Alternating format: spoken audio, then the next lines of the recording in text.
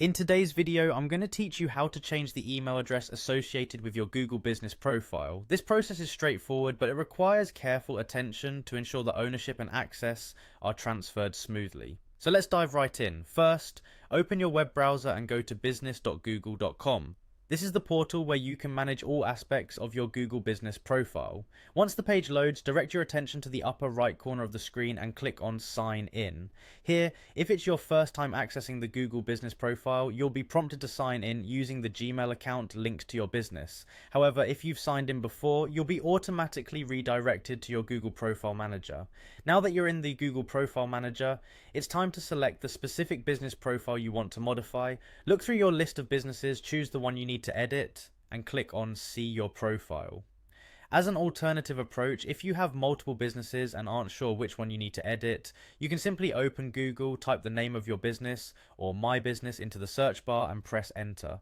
You'll see your business name in the search results. Click on View Profile to navigate back to your dashboard.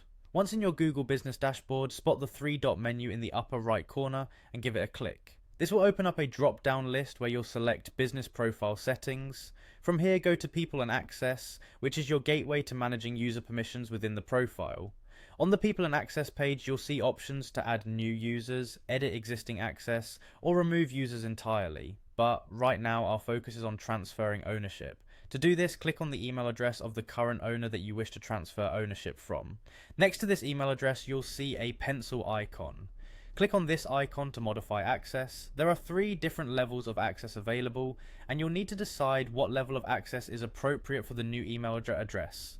Once you've made your selection, click Save to apply these changes. Congratulations, you've successfully updated the email address associated with your Google Business profile.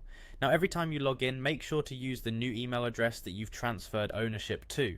This small but significant change ensures that you maintain control and access over your business information on Google. Thank you for watching, and remember to subscribe for more helpful tips.